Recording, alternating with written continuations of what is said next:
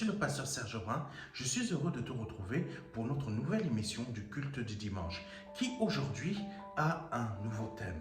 Le Saint-Esprit nous emmène sur un autre thème qui n'a rien à voir avec ce que nous avons vu les semaines dernières, les semaines précédentes. Aujourd'hui, nous allons voir un thème autre qui est ni un mot ni un signe. Ni un mot ni un signe. Beaucoup d'entre nous, toi par exemple, tu pries le Seigneur, mais tu n'as ni un mot ni un signe. Tu ne vois aucun résultat de ce que tu produis, de ce que tu fais, de ce que tu pries. Amen. En l'occurrence, de ce que tu pries, de ce que tu demandes. Tu n'as ni un mot ni un signe. Mais aujourd'hui, nous allons voir pourquoi. Et le Saint-Esprit va t'expliquer pourquoi. Tu n'as ni un mot, ni un signe. Parce que dans la parole de Dieu, le Seigneur, Jésus-Christ disait la chose suivante, je crois que c'est dans Matthieu, si je me souviens bien, c'est « Vous ne recevez pas parce que vous demandez mal. » Amen. C'est surprenant.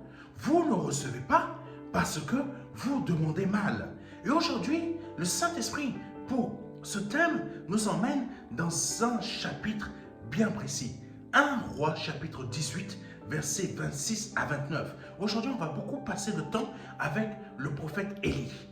Donc, 1 Roi chapitre 18, versets 26 à 29 dit ceci. Ils prirent le taureau qu'on leur présenta. Ils préparèrent le sacrifice. Puis, ils supplièrent Baal depuis le matin jusqu'à midi. Depuis le matin jusqu'à midi. Alléluia. Jusqu'à quelle heure tu supplies Dieu? Jusqu'à quelle heure tu supplies Dieu? Mais Baal n'a rien à voir avec le Dieu vivant et vrai. Mais tu vas comprendre. Mais jusqu'à quelle heure tu supplies Dieu? Et depuis combien de jours tu supplies Dieu et tu n'as toujours aucune réponse? Continuons. Baal, réponds-nous. Baal, réponds-nous, disait-il. Ils dansaient en sautillant autour de l'autel qu'ils avaient construit. Ça me rappelle quelque chose. Beaucoup de gens, tu peux être là en train de sautiller comme ça, sautiller. Tu dis, Seigneur, oh, tu sautilles. Continuons. Tu vas voir la tranquillité d'Élie après. Tu vas voir la tranquillité d'Élie. Mais continuons. Baal, réponds-nous, disait-il. Et ils dansaient sautillant autour de l'autel qu'ils avaient construit. Mais ils ne reçurent pas un mot de réponse. Ils ne reçurent aucun mot de réponse. Vers midi, Élie se mit à se moquer d'eux en disant « Criez plus fort! Criez plus fort !» Oh, tu sais, ça ne sert à rien de crier plus fort. Hein? Dieu, il entend. Hein? Mais il y a quelque chose tu ne demandes pas de la bonne manière. C'est pour cela que tu ne reçois pas. C'est pour cela que tu n'as ni signe, tu n'as ni un mot, ni un signe. Là, Élie, je vous le dis, vous allez voir la tranquillité d'Élie.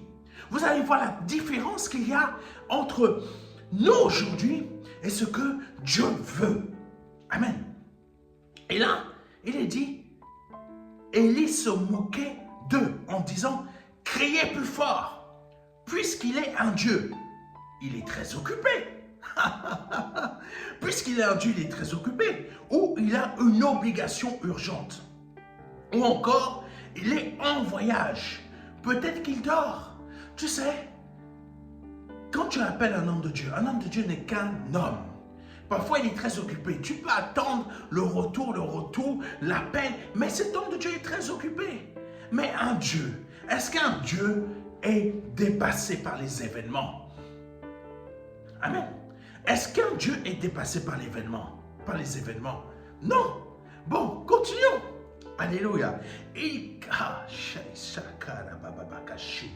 Ou encore, il est en voyage. Peut-être qu'il dort. Et il faut le réveiller. Ils crièrent plus fort. Selon leur coutume, ils se blessèrent volontairement avec des épées et des lances, jusqu'à ce que le sang coule sur leur corps. C'est ça le problème. Selon les coutumes des évangéliques maintenant, Si tu veux que Dieu te réponde, c'est une coutume. Hein? Ce n'est pas donné par amour. C'est différent, mes frères et mes sœurs. Comprenez bien une chose aujourd'hui. Quand on vous dit, faites un sacrifice par expiation ou un sacrifice, bon, ils ont des termes bien précis. Mais là, écoutez, c'est très fort. Hein? Selon leur coutume, ils se blessèrent volontairement avec des épées et des lances jusqu'à ce que le sang coule sur leur corps. Aujourd'hui, donner sa dîme pour que Dieu te réponde, c'est devenu une coutume. Oui, mes frères et mes sœurs, c'est devenu une coutume. Vous allez voir, Élie n'avait pas besoin de ça. La dîme, l'offrande, c'est juste, je donne par amour. Ce n'est pas une coutume. Mais là, dans beaucoup de nos assemblées, c'est devenu un moyen coutumier. Excusez-moi, peut-être je m'exprime mal. Peut-être je viens de choquer 2-3 personnes. C'est devenu un moyen coutumier. Tu donnes aujourd'hui ta dîme ou ton offrande, ou une offrande particulière, ou une dîme particulière, parce qu'aujourd'hui, il y a beaucoup de pasteurs, beaucoup de serviteurs qui vont te dire, donne une dîme pour que Dieu t'écoute. C'est devenu un moyen coutumier. Et là, nous lisons et nous comprenons que, selon leur coutume, ils se blessèrent volontairement avec des épées et des lances, jusqu'à ce que le sang coule sur leur corps. Dieu n'est pas un moyen coutumier. Est-ce que quelqu'un m'entend? Est-ce que tu m'écoutes? Est-ce que tu me comprends? Dieu n'est pas un moyen coutumier. Continuons. Quand midi fut passé, ils appelèrent Baal avec encore plus d'excitation jusqu'à l'heure où l'on offre le sacrifice de l'après-midi. Combien de sacrifices ils ont offert? Continuons. Mais ils ne reçurent, écoute bien, mais ils ne reçurent aucune réponse. Mais ils ne reçurent aucune réponse. Ni un mot, ni un signe. Mais ils ne reçurent aucune réponse. Ni un mot, ni un signe. Sacrifice coutumier. Jusqu'à combien de fois par mois tu peux donner un sacrifice coutumier? Jusqu'à combien par mois, entre guillemets, à ton pasteur, tu donnes un sacrifice coutumier? Qu'est-ce que j'entends par sacrifice coutumier? Jusqu'à combien de fois par mois tu vas donner ta dîme? Jusqu'à combien de fois par mois tu vas donner ton offrande et tu n'as toujours aucune réponse? Je veux réveiller votre esprit. Je veux réveiller votre conscience. Ce n'est pas pour que tu ne donnes plus d'offrande ou quoi que ce soit. C'est parce que tout simplement, tu agis comme ces personnes-là qui, devant Baal, étaient en train de donner tout un tas de sacrifices coutumiers. Amen. Tu es en train de donner tout un tas de sacrifices coutumiers. Tu as donné tes offrandes à ton pasteur. Ça fait combien d'années que tu donnes ton offrande, que tu donnes tes dîmes et tu n'as toujours rien vu. Tu n'as toujours aucun mot, aucune réponse. Là, les prophètes de Baal, je te fais la petite histoire. Les prophètes de Baal, c'était des personnes que la femme de Akab, si je ne me trompe pas, a installé dans le royaume d'Israël. Je t'explique quelque chose afin que tu comprennes. Je t'ai déjà dit il y a déjà quelque temps que ce monde physique, ce monde matière, c'est ça qu'il faut que vous n'arrivez pas à comprendre les évangéliques ici en France. Vous avez peur de comprendre. J'avais suivi une petite émission de Henri Rosenbach. Vous vous souvenez, c'était le monsieur qui avait présenté un moment le JT de TF1. Mais ici en France, il y a eu tellement de personnes qui se sont levées contre lui parce que pourquoi? Il n'avait pas la bonne couleur de peau, il était noir. Mais il avait du charisme. Amen. Je vais t'expliquer une chose. Quand ici en France, tu as du charisme, on te déteste. Pourquoi tu as du charisme? Parce que le charisme, tu as du charisme pour faire du mal, mais tu as du charisme pour dire aussi la vérité. Mais quand tu as du charisme pour dire la vérité, on te déteste. On ne t'aime pas. Même les évangéliques sont les premiers à ne pas vouloir t'écouter parce que tu dis la vérité qu'ils n'ont pas envie d'entendre. Et là, Baal, je veux que tu comprennes quelque chose. Israël était complètement dominé, pas dominé dans le sens où c'est la seule religion, non, il y avait beaucoup de religions là-bas, à ce temps-là. Mais Israël aimait entendre, vous allez voir comment le peuple d'Israël a fonctionné. Et c'est la même chose dans nos territoires ici en France et dans les territoires à l'étranger. Amen. Et c'est la même chose que toi, peut-être quand tu m'écoutes, c'est le même fonctionnement que tu as dans ton esprit. Et c'est le même fonctionnement qu'ont les Français, ici en France, avec leurs hommes politiques, avec leur gouvernement. Ils savent que leur gouvernement, ça ne marche pas, ni un mot, ni un signe. Tu sais, toi aussi, que ce que tu fais jusqu'à aujourd'hui, tu t'es déjà posé des questions. Tu t'es demandé, mais comment ça se fait que je n'ai toujours ni un mot, ni un signe? Mais tu continues quand même à persévérer. Et là, Israël était en train de suivre bêtement Jézabel. Amen. Bêtement les prophètes de Jézabel. Oh, qu'est-ce que c'était bon. Cette petite image, hein. Oh, qu'est-ce que c'était bon d'aller dans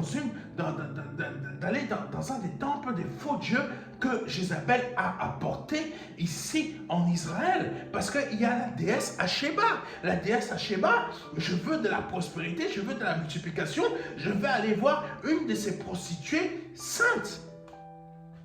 Une de ces prostituées saintes. Ah, Dieu en a parlé de ces prostituées saintes. Hein. C'est simplement que tu n'as pas fait attention. Toutes les versions ne s'expriment pas de la même manière, toutes les versions de la Bible, mais il y avait des prostituées saintes. Ces prostituées saintes, c'était quoi? C'était que les hommes d'Israël voulaient de la prospérité, voulaient que leur terre produise beaucoup de blé ou de ce genre de choses. Donc, qu'est-ce qu'ils allaient faire? Ils allaient faire un sacrifice et ils allaient dans le temple de cette Asheba ou je ne sais plus quoi et ils allaient coucher avec une prostituée dans ce temple. Oh, qu'est-ce que c'était bon! Hein? Qu'est-ce que c'est bon d'adorer des faux dieux en croyant que c'est Dieu?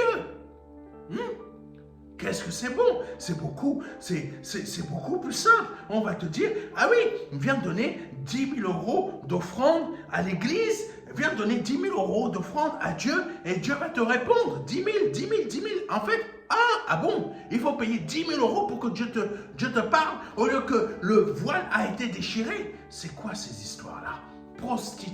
Prostituée sainte. Ah, je ne blasphème pas contre Dieu. Oh non, le Saint-Esprit vous révèle la vérité. Parce que cette vérité-là, vous ne voulez pas l'entendre. Amen. Et Henri Roselmack, il était en train de dire la chose suivante. Il parlait, je crois, d'ICC. Il parlait d'ICC. Bon, je n'ai rien contre ICC. Hein. Moi, je vous dis exactement, je vous rapporte à peu près, en gros, ce qu'il disait. En fait, il parlait du fait que si tu ne connais pas, écoutez-moi bien, si tu ne connais pas le moteur de ta voiture, comment tu sauras l'utiliser? Si tu ne connais pas les capacités de ta voiture, comment tu sauras l'utiliser dans sa plénitude? Amen. Si tu ne connais pas les capacités de ton véhicule, comment tu pourras l'utiliser dans sa plénitude? Donc, si tu ne connais pas ça, et tu conduis, tu ne sais pas que cette voiture, tu veux aller dans l'autoroute et tu veux commencer, ça c'est moi qui rajoute, tu veux aller sur l'autoroute et tu ne connais pas les capacités de ta voiture et tu veux faire une accélération pour doubler des voitures. Comme ça, et derrière, il y a un jumbo jet qui arrive, mais toi, tu ne connais pas les capacités de ta voiture. Tu te dis que, je vais accélérer, et là, derrière, en passant par la gauche, ici en France, pour doubler, on ne passe jamais par la droite. Et là, la voiture vient te... Bim! Pourquoi elle t'a cogné? Parce que tout simplement, tu n'as pas connu, tu n'as pas cherché à comprendre les capacités de ton véhicule, à savoir combien de chevaux elle avait. Combien est-ce qu'elle avait un turbo? Est-ce qu'elle avait les capacités que dès que tu appuies sur le champignon, la voiture a fait boum? Non. Tu t'es contenté de suivre bêtement. On t'a vendu la voiture, tu l'as prise, on t'a dit, oui, ne vous inquiétez pas, elle est bien, elle va bien rouler, ça va aller, et là, vous allez y aller. Non, tu t'es pas contenté tu t'es contenté que d'entendre, mais tu n'as pas cherché à connaître l'intérieur des capacités de la voiture. C'est la même chose avec nous dans ce temps de chrétienté. On ne cherche pas à connaître les profondeurs de Dieu. On ne cherche pas à connaître, à laisser le Saint-Esprit aller chercher ce qu'il y a dans les profondeurs de Dieu et de les mettre en nous pour comprendre et pour savoir ce que Dieu peut penser de telle situation, de telles choses que nous devons faire. Mais comme on ne va pas chercher à connaître, à comprendre les capacités de Dieu, pour nous, on n'a ni réponse, on n'a ni un mot, ni un signe. Amen. Et là, Israël, c'était la même chose. Amen. Et c'est la même chose pour le peuple français. C'est la même chose pour ta foi personnelle. Tu ne cherches pas à connaître les capacités de Dieu qu'il a pour toi à te donner. Tu entends simplement, fais ci, fais ça.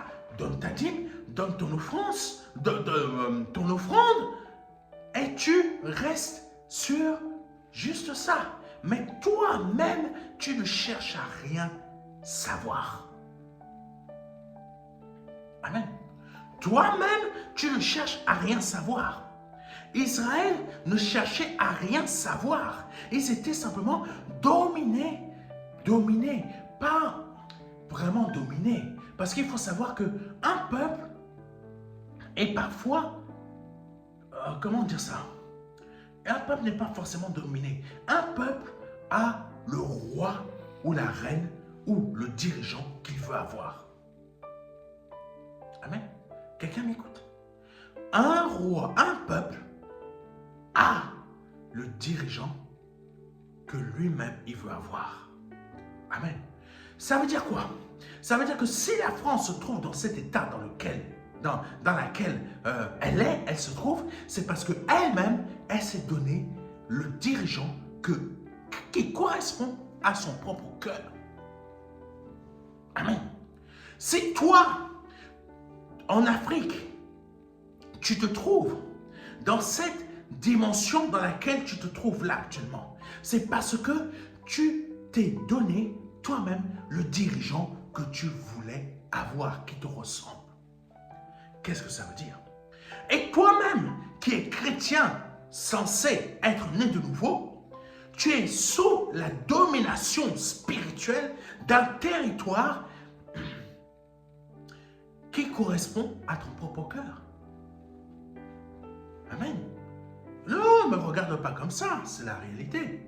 Si aujourd'hui, ici en France, les chrétiens évangéliques sont plus en train de courir après l'argent, courir après les moyens financiers, courir après la réussite, être malade même, à lâcher Dieu, parce qu'ils n'ont pas l'argent, parce qu'ils n'ont pas les finances, prêts à lâcher Dieu, parce qu'ils ont une épreuve qui leur est tombée dessus, c'est parce qu'ils sont sous la domination, pas de l'Esprit de Dieu.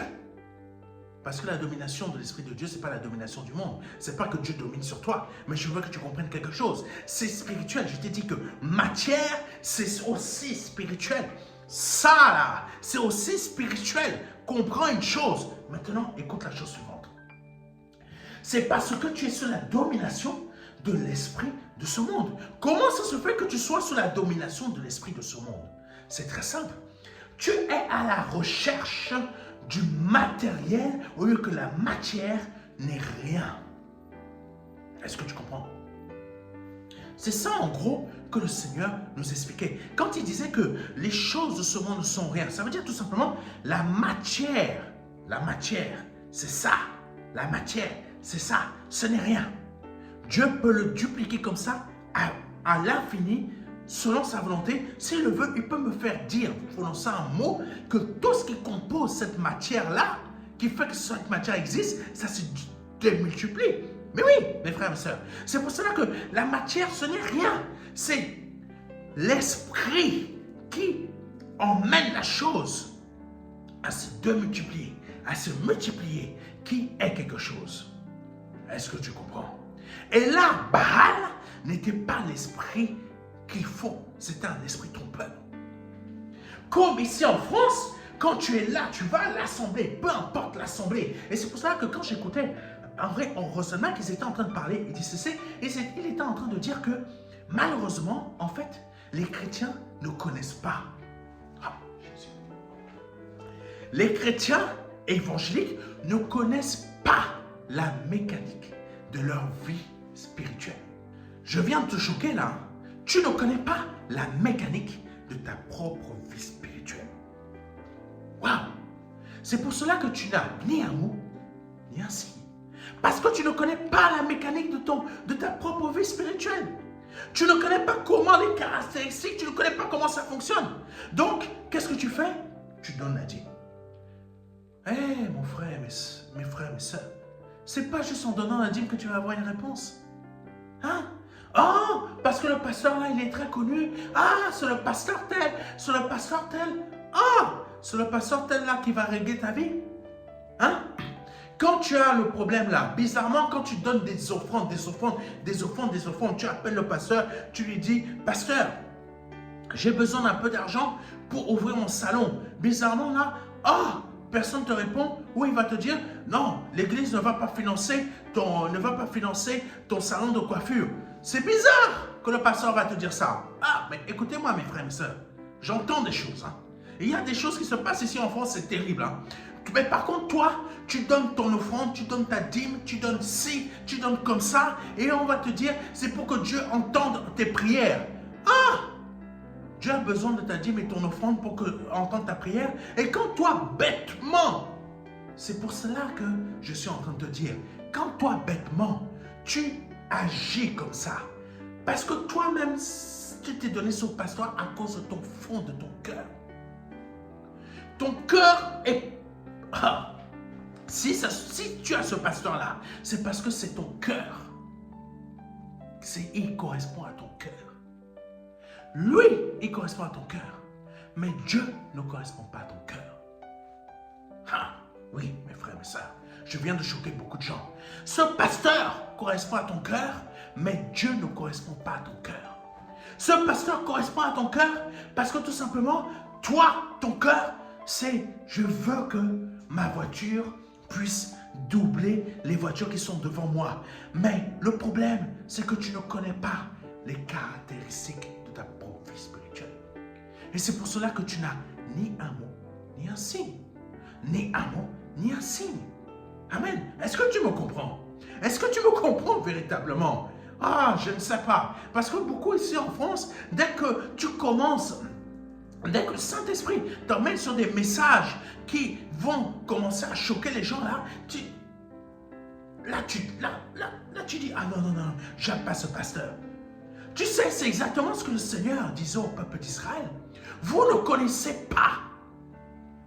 Vous êtes censés comprendre les lois de Moïse, mais vous ne comprenez pas et vous égarez le peuple. Et comme vous-même, vous ne comprenez pas, vous ne voulez pas que les autres entrent dans le ciel. Ça veut dire quoi? Le Seigneur était tout simplement en train de dire au peuple d'Israël, vous ne connaissez pas la mécanique de votre foi. Vous ne connaissez pas la mécanique de votre vie spirituelle avec Dieu. Vous ne connaissez pas. Donc aujourd'hui, quand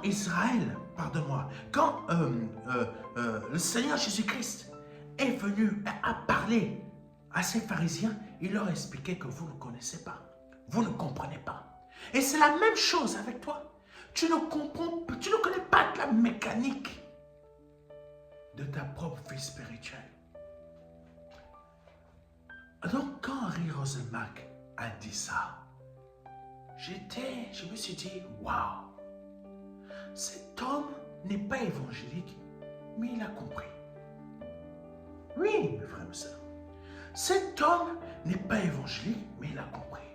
Et là, il était en train d'expliquer, il disait, peu importe que ce soit la religion vaudou, que ce soit le catholicisme, que ce soit les évangéliques, que ce soit si vous ne comprenez pas la mécanique de votre propre métaphysique, oui, métaphysique, vous savez ce que c'est, tout est toujours métaphysique. Oui, mes frères et mes sœurs, le Seigneur Jésus-Christ, quand il était en train de parler au peuple d'Israël, on l'a accusé de beaucoup de choses. On l'a accusé d'être un démon. Mais tout ce qu'il expliquait, le peuple d'Israël l'a accusé de pratiquer la Kabbale. Mais il ne pratiquait pas la Kabbale. Aujourd'hui, on va m'accuser, moi, de pratiquer du métaphysique. Mais la réalité, c'est que tout est métaphysique. Tout est métaphysique. C'est simplement que tu ne comprends pas comment Dieu fonctionne. Tu ne comprends pas le système du fonctionnement de Dieu. Tu ne comprends pas parce que tout simplement, tu es dans le système de Baal. Qu'est-ce que je veux dire que tu es dans le système de Baal?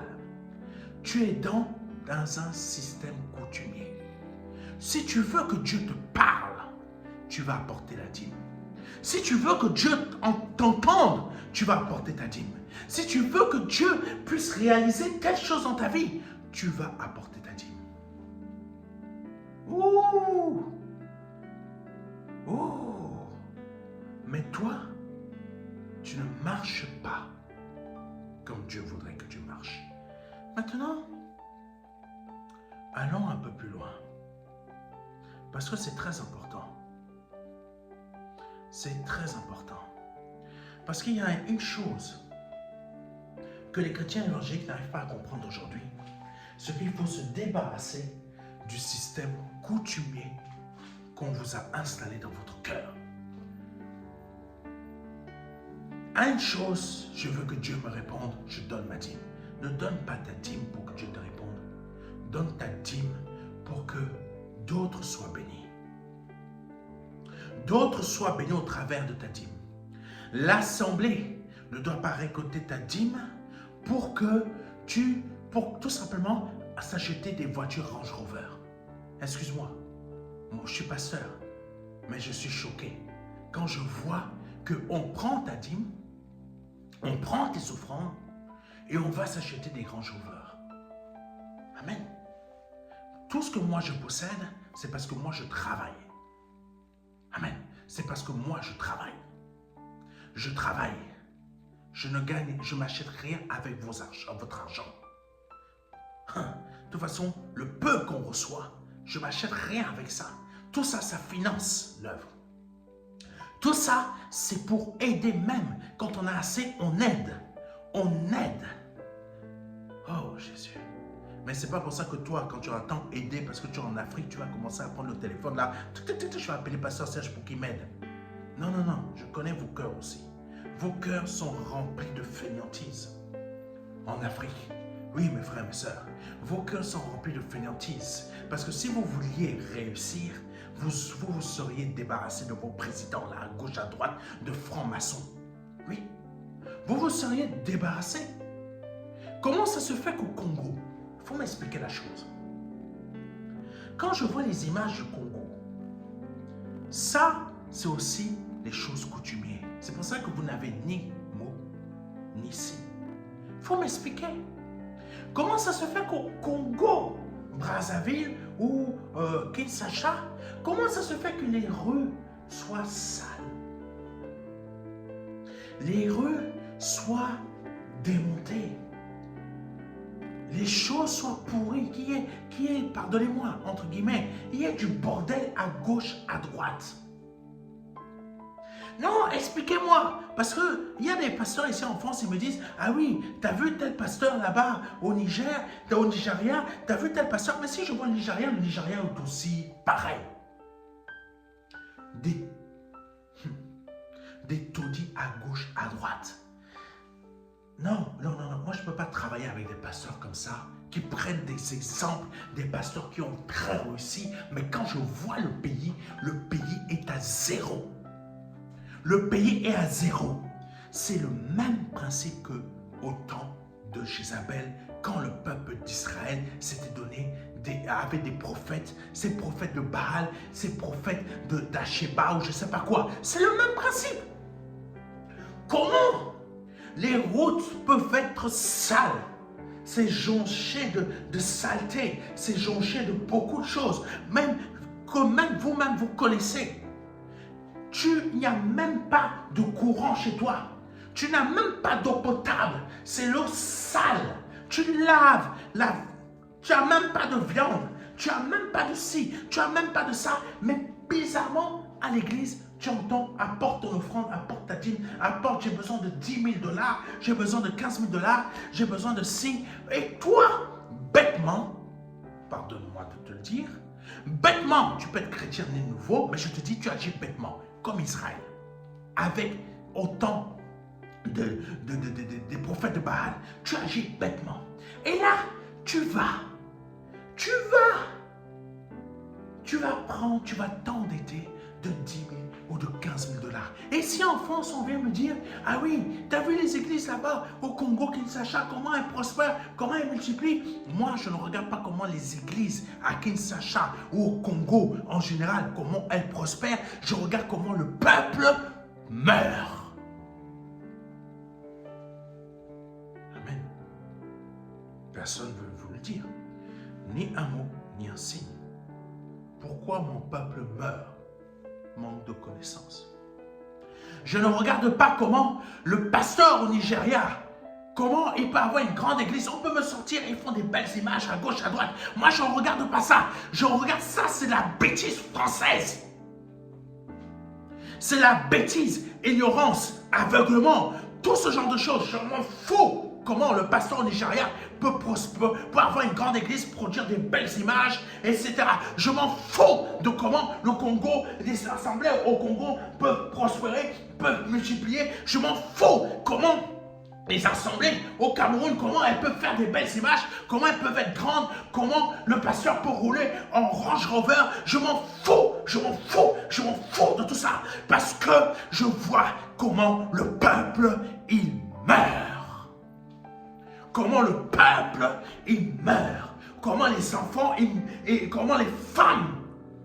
Oui, pareil, en Côte d'Ivoire. Je m'en fous comment les pasteurs ont telle voiture. Je m'en fous de ces pasteurs-là qui ont des assemblées énormes. Je m'en fous. Je vois comment les femmes enceintes meurent parce que tout simplement, il n'y a pas d'argent. Il n'y a pas d'argent. Et ces mêmes personnes, parce que il y a le système coutumier de la dîme et de l'offrande, elles vont s'endetter. Et elles meurent parce qu'il n'y a pas d'argent. Quand elles vont voir le pasteur, j'ai donné tant de dîmes, s'il te plaît, aide-moi à payer mes soins. Le pasteur dit non. L'église ne fait pas ça. La personne est morte. Dites-moi, vous qui aimez vos pasteurs là, vous vous êtes donné des pasteurs selon votre cœur. Mais vous ne vous êtes pas donné Dieu selon votre cœur. C'est pour ça que vous ne connaissez pas la mécanique de Dieu. Ni un mot, ni un signe. Ni un mot, ni un signe. Dites-moi, comment tu peux dire j'aime Dieu et le peuple meurt? Comment tu peux dire que j'aime Dieu et mon peuple meurt? Je suis pasteur, je n'aime pas que mon peuple meure. Pourquoi? Parce que je suis à l'image de Dieu. Je suis l'Église. L'Église n'est pas l'Assemblée. L'Église n'est pas cette chaîne de télévision. Mon peuple, il meurt. Pour comment je peux me contenter de ça? Tu es pasteur. Tu demandes des sommes astronomiques. Les gens viennent à l'église. ils donnent parce qu'ils sont sous la contrainte. On les presse de donner. Si tu veux recevoir plus, si tu veux que Dieu te réponde, si tu veux que Dieu te parle, si tu veux que Dieu te fasse ci, les personnes, ils donnent, ils donnent, ils donnent. Ils n'ont même plus de quoi nourrir les enfants. Les rues sont sales. Même les hommes politiques du pays viennent donner l'argent dans l'église. Et toi, tu vas dire, oui, je suis béni. Même les hommes politiques viennent donner. Même les hommes politiques viennent donner. Ne te réjouis pas que les hommes politiques viennent donner. Parce que si tu as le courage, tu sors. Si tu as véritablement le cœur de Dieu en toi, sors de l'assemblée. Sors de ta belle maison que tu as en Afrique. Sors. Ose mettre les pieds dehors. Va voir comment ceux dont Dieu t'a confié les âmes meurent. Comment ceux dont Dieu t'a confié les âmes n'ont pas l'argent pour manger la viande, n'ont pas l'argent pour s'acheter des courses, mais vont s'endetter pour apporter des dîmes. Moi, quand un pasteur ici en France, ou une personne vient me dire, t'as vu le pasteur là-bas, il est grand, il est mieux que toi, il est plus grand que toi, donc tu ne peux pas l'enregistrer. Moi, je ne peux pas enregistrer. Je ne peux pas vous supporter. Pourquoi je ne peux pas vous supporter? Parce que vous ne voyez pas la réalité du pays. La réalité du pays. Oui, le pasteur là est trop grand pour toi, pour que tu l'enregistres, pour que tu le filmes. Mais ton œillère, vos œillères ici en France, ne vous font pas voir le pays en Afrique. Je m'en fous comment le pasteur filme.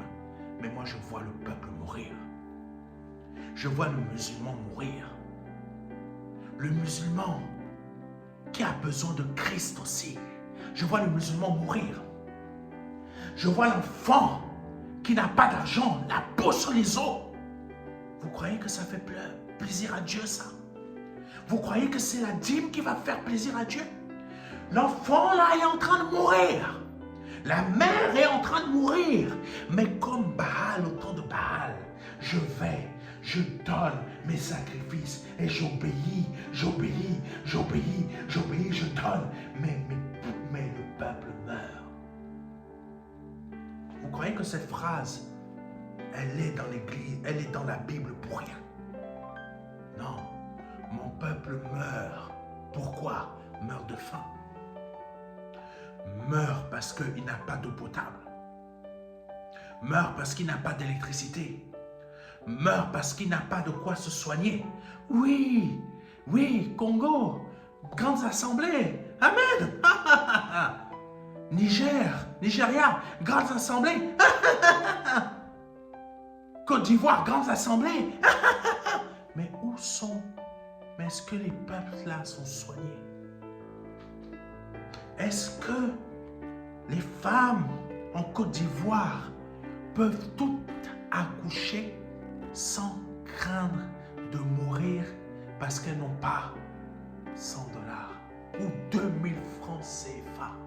Ou non, même pas 300 000 francs CFA quasiment. Et ces 300 000 francs CFA, c'est l'église c'est l'assemblée qui les embauche.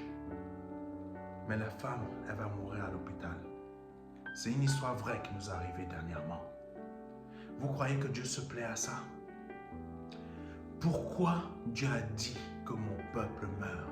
Parce qu'il n'a ni mangé, ni boire, ni vêtements, ni soins, ni eau potable, ni électricité. Pourquoi? Parce que le temple s'engraisse.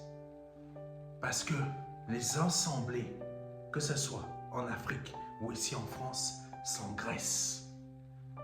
Et ces assemblées ne font pas le travail que l'Église devrait faire. C'est quoi?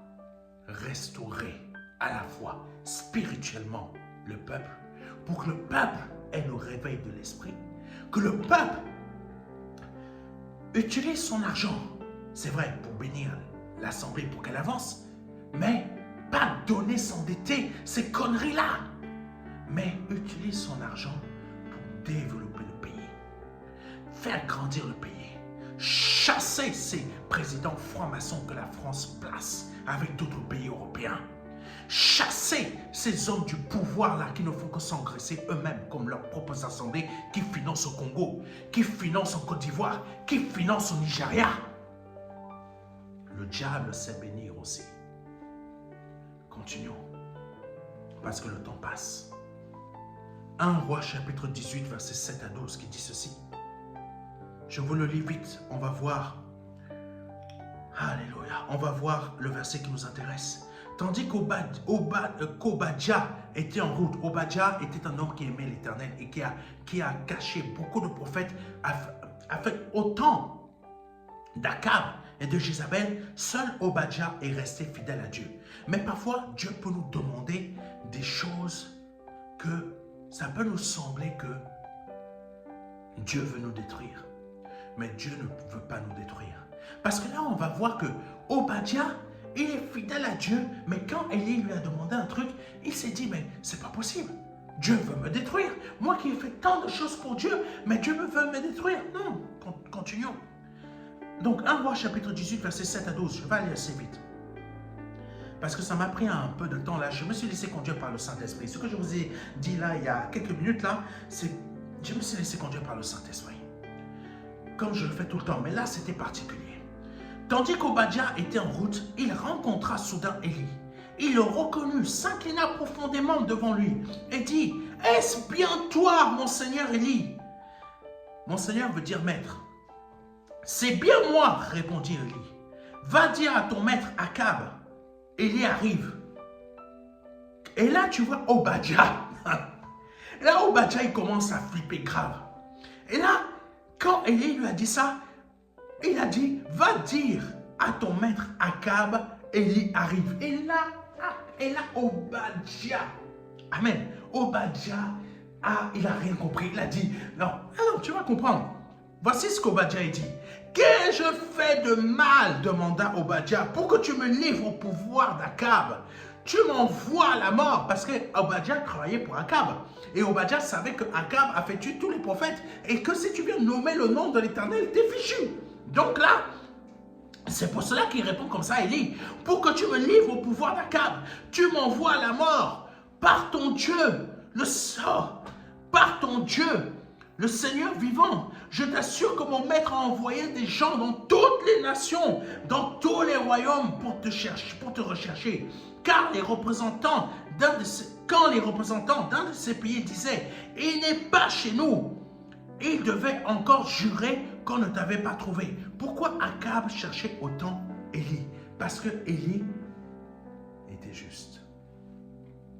Quand tu es juste, tu ne peux faire qu'une seule chose.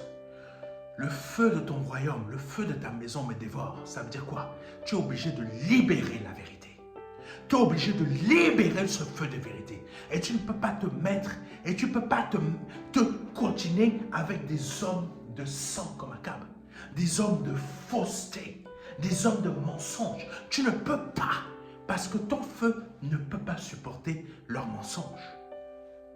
Donc Élie dérangeait tellement Akab que Akab ne voulait plus voir Élie, savoir qu'Élie était vivant. Donc il voulait détruire. Donc Akab voulait faire tuer Élie. Donc Akab faisait faire le tour de tous les royaumes, toutes les nations en Israël pour savoir où se trouve Élie. Parce que cet homme-là me dérange. Et pourquoi il dérangeait Akab? Parce que Jézabel était dérangée. Et Jézabel ne voulait pas que le peuple d'Israël soit réveillé. Allons rapidement parce que le temps avance. C'est pour ça que Dieu veut te réveiller ton esprit au travers de toutes ces émissions que le Seigneur nous fait enregistrer. Allons-y. Il devait encore jurer qu'on ne t'avait pas trouvé. Et maintenant, tu m'ordonnes d'aller annoncer à mon maître. Élie arrive. Mais dès que je me serai éloigné de toi, l'Esprit du Seigneur t'emportera où je ne sais où. Ça, c'est une chose qu'il faut que tu comprennes encore. Élie avait une telle justice en lui. C'est pas que Élie cherchait à avoir cette justice, c'est que Élie ne pouvait pas marcher par ses propres forces selon Dieu. C'est que Élie, quand un vrai prophète de l'époque, c'était l'Esprit de Dieu qui faisait marcher le prophète. Est-ce que tu me comprends? C'était l'Esprit de Dieu qui faisait marcher le prophète. Donc Élie ne faisait pas les choses juste comme Dieu le voulait qu'il le fasse par lui-même. C'était Dieu. Élie se laissait, pardonne-moi du terme, tu vas comprendre, manipuler pour que tu puisses comprendre. Ce n'est pas une possession, mais il faut que tu comprennes. C'est vraiment se laisser diriger, conduire, inciter à faire ce qui est juste. Donc il était tellement dans cette soumission à l'Esprit de Dieu que l'Esprit de Dieu pouvait même, tu vois Élie marcher comme ça, et d'un coup, Élie disparaît. Visiblement, Élie disparaît. Oui, mes frères et mes sœurs, il y a des hommes de Dieu qui ont une puissance, pas d'eux-mêmes, mais qui viennent de Dieu. Et ils ont une puissance que tu peux mettre tout devant eux, même si leurs ennemis, même si ces ennemis sont d'autres pasteurs, ou je ne sais pas quoi, parce qu'ils disent la vérité, ça les dérange, personne ne pourra le toucher. Personne ne pourra te toucher tant que tu restes dans la vérité de Dieu. Est-ce que tu m'écoutes? Personne ne pourra mettre la main sur toi tant que tu es dans la justice de Dieu. Continuons. Donc Élie pouvait être enlevé comme ça par le Saint-Esprit. Et c'est ça qu'Obadja était en train de lui dire. L'Esprit du Seigneur t'emportera, l'Esprit de ton maître, en gros, t'emportera je ne sais où. L'Esprit de ton maître. Donc Jésus, l'Esprit de Jésus, le prenait et le faisait disparaître comme ça et l'emmenait autre part. C'est fort. Continuons. J'irai faire mon rapport à Akab, on ne te retrouvera pas et on me tuera. Pourtant, je suis adorateur fidèle du Seigneur depuis ma jeunesse. Obadja a flippé. Parfois, Dieu te demande de faire un truc, d'obéir à sa volonté, d'obéir à sa justice. Mais toi, tu vas dire, ah non, si je fais ça, l'assemblée là-bas ne m'acceptera plus. Si je fais ainsi, si je fais, vous savez, il y a des gens, je vais vous le dire, vous êtes nombreux dans vos assemblées. Si tu marches selon l'Esprit de Dieu, beaucoup d'assemblées ici, si les fidèles commencent à marcher selon l'Esprit de Dieu, si tu commences à marcher selon l'Esprit de Dieu, sache une chose, ta propre assemblée va te rejeter. La propre assemblée dans laquelle tu es depuis très longtemps va te rejeter. Parce que tout simplement, toi tu marches selon l'Esprit de Dieu. Élie a dit, va dire à Akab que Élie arrive. Élie qui était cherché partout. Élie qui était cherché partout par Akab, Obadja a dit, tu m'envoies moi. C'est l'Esprit de Dieu qui a envoyé Obadja. Il n'est rien arrivé à Obadja, hein, ne vous inquiétez pas. Obadja n'est pas mort, hein. Akab n'a pas pu le tuer. Mais, quand c'est l'Esprit de Dieu qui t'envoie faire quelque chose, même dans ton assemblée, sache la chose suivante, ton assemblée va te rejeter. Le pasteur de ton assemblée va te rejeter. Pourquoi? Parce que toi, tu t'es donné cet homme selon ton cœur. Mais tu ne t'es pas donné Dieu. Dieu ne correspond pas à ton cœur. Ton cœur ne bat pas pour Dieu. C'est pour ça qu'il est dit dans la parole de Dieu, tu aimeras Dieu de toutes tes forces, de toute ton âme, de toutes tes pensées. Mais aujourd'hui, tu aimes ton pasteur de toutes tes forces, de toute ton âme, de toutes tes pensées. Tu ne vois pas qu'il y a un problème. Tu ne vois pas qu'il y a un abus. Tu ne vois pas qu'il y a une dérive. Amen. Et le jour que le Saint-Esprit va te dire, fais ça en mon nom. Là, tu vas te dire, non, je ne peux pas faire ça. Si je fais ça, mon pasteur va me dire ça. Si je fais ça, mon pasteur va me rejeter. Si je fais ci, c'est pour ça que vous êtes nombreux à ne ni entendre un mot, ni entendre un son. Parce que vous n'obéissez pas à ce que le Saint-Esprit veut. Alléluia. Là, il y a une différence entre Élie et les faux prophètes. Amen. Là, il y a une différence entre les faux prophètes et Élie. Nous pouvons le lire dans 1 Roi chapitre 18, verset 30 à 39.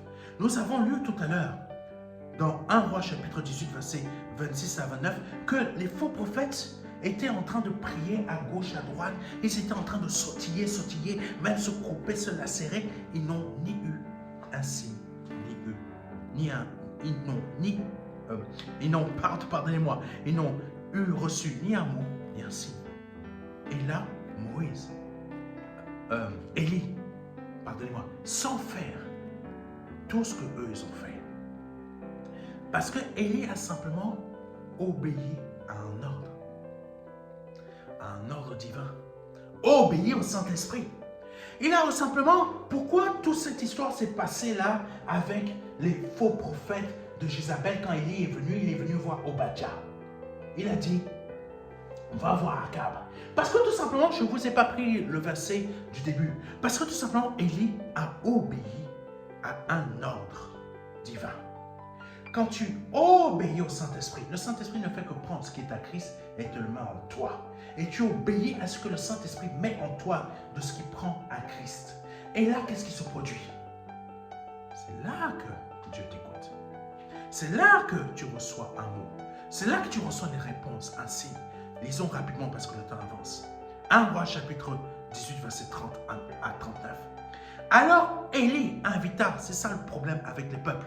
Les peuples, ils ont vu que les faux prophètes là étaient en train de faire magie, lacération, etc. Ils ont vu que leur Dieu n'a pas répondu.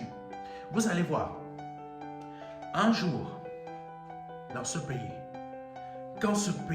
quand Dieu va ouvrir les yeux de cette nation, la France, ou peut-être de ton pays dans lequel tu es, le peuple n'écoutera plus les souverains. Les peuples n'écoutera plus les rois, les présidents. Ils vont écouter qui maintenant? Ils vont écouter Dieu. C'est la même chose qui va se produire ici en France, mais aussi c'est la même chose qui va se produire dans les assemblées ici en France. Et là, les pasteurs vont commencer à vouloir prêcher Dieu dans la vérité. Mais il sera trop tard, parce que Dieu va ouvrir les yeux de chaque fidèle de ces assemblées pour s'attirer ces fidèles à lui-même. Amen. Oh, c'est une réalité, mes frères et mes sœurs. Vous allez être surpris. Alors là, c'est ça qui s'est produit ici. 1 Roi chapitre 18, verset 30 à 39. Alors Élie invita tout le peuple à s'approcher de lui. Quand ils se furent approchés, Élie se mit à réparer l'autel du Seigneur. Qu'est-ce qu'il fait? Élie a réparé l'autel du Seigneur. Ça veut dire qu'il faut que tu répares ton autel en toi. Je ne vais pas passer trop de temps dessus parce que le temps passe. Il se mit à réparer l'autel du Seigneur qui était en ruine. Si aujourd'hui tu n'as ni mot ni signe, parce que l'autel du Seigneur, cet autel c'est quoi? Elle a été bâtie à ta nouvelle naissance, mais il s'est produit quelque chose qui l'a détruite. Et c'est qui? Soit ton assemblée, les prédications que tu as reçues à ton assemblée l'ont détruite, soit c'est des épreuves, soit c'est toi-même. Alors Élie invita tout le peuple à s'approcher de lui. Venez à moi, venez à moi, venez à moi. Quand ils furent approchés, Élie se mit à réparer. Le peuple est venu. Le peuple devait venir avant qu'il répare. Donc il s'est mis à réparer l'autel du Seigneur qui était en ruine. Et il prit 12 pierres, nombre correspondant aux 12 tribus des descendants de Jacob. C'est à ce Jacob que le Seigneur avait déclaré: tu t'appelleras désormais Israël. Écoutez-moi bien, c'est une prophétie. Il a pris les pierres, les 12 pierres d'Israël, et il a dit: tu t'appelleras désormais Israël. Et qu'est-ce que Jésus-Christ a dit à Pierre? Tu t'appelles. Sur cette pierre, je bâtirai mon église. Waouh! Sur cette pierre que tu es, Christ bâtit son église. Ça veut dire que ce n'est pas ton assemblée, c'est toi. Dès le départ, Christ avait déjà prophétisé que Israël est l'image de l'Église. Et que nous sommes l'image de l'Église, mais l'image de la Jérusalem spirituelle, comme a dit l'apôtre Paul. Donc, tu as un pouvoir, je n'ai pas le temps de parler de tout ça aujourd'hui, mais tu as un pouvoir tel que tu parles à Dieu, Dieu t'écoute, Dieu te répond. Mais quand tu es en dehors de cette justice, tu ne reçois ni un mot, ni un signe. Continuons. Avec ces pierres, il reconstruisit donc l'autel consacré au Seigneur. Tu es un autel consacré. Retrouve ton origine. Retrouve ton premier amour. Il creusa tout autour de l'autel un fossé pouvant contenir une trentaine de litres d'eau, en fait. Il arrangea des bûches de bois sur l'autel, puis découpa le taureau et plaça les morceaux sur le bois. Il ordonna ensuite à ceux qui étaient là, remplissez 4 cruches d'eau et versez-les sur le sacrifice et sur le bois. Maintenant, il emmène le peuple à se repentir. Maintenant, c'est le peuple qui était en train de servir l'autel. C'est pas Élie qui a servi l'autel, c'est le peuple. Les autres Baal, les faux prophètes, c'est eux qui servaient leurs faux prophètes et le peuple était là. Maintenant là, c'est le peuple qui travaille. Maintenant, ça veut dire quoi? C'est pas ton pasteur qui doit travailler à ta place, c'est toi qui dois travailler pour construire ton hôtel. Donc, arrête de donner tes dîmes bêtement. Donne pour que l'œuvre avance. Je vais vite. Il ordonna ensuite à ceux qui étaient là, remplissez 4 cruches d'eau et versez-les sur le sacrifice et sur le bois. Ils le firent. Élie reprit, faites-le une deuxième fois. Ils le firent, faites-le une troisième fois. Ajouta-t-il 3 fois. Jésus est resté 3 fois sous terre et le 3e jour, il est sorti. Ajouta-t-il, et ils le firent. L'eau coula tout autour de l'autel. Ça veut dire l'eau. Ça a une puissance, c'est une image forte. On n'a pas le temps de voir tout ça. Ça déborde, c'est la vie, ça déborde. Coula tout autour de l'autel et remplit même le fossé. C'est en abondance. À l'heure où l'on présente à Dieu le sacrifice de l'après-midi, le prophète Élie s'approcha de l'autel et dit, parce qu'il a obéi à une parole, et là, il a reçu le mot et il a reçu le signe.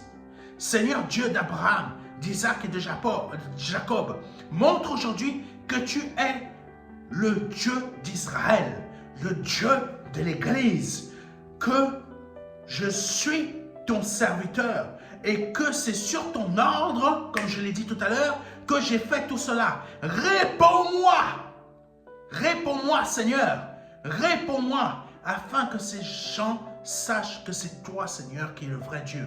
Que tu les ramèneras ainsi à leur fidélité d'autrefois. C'est pas pour rien que je t'ai dit tout ce que j'ai dit aujourd'hui.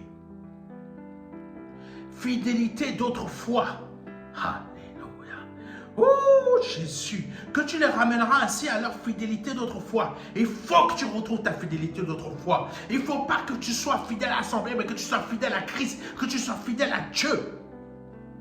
Retrouve ainsi leur fidélité d'autrefois. Le Seigneur fit alors le mot. Élie a reçu. Le signe, Élie a reçu. Ah Jésus, oh Jésus. Le Seigneur fit alors descendre du feu qui brûla le sacrifice, le bois, les pierres et la poussière, et qui fit évaporer l'eau du fossé. Lorsque les Israélites virent cela, ils s'inclinèrent tous jusqu'à terre, puis ils se mirent à crier, « C'est le Seigneur qui est le vrai Dieu. C'est le Seigneur qui est le vrai Dieu. »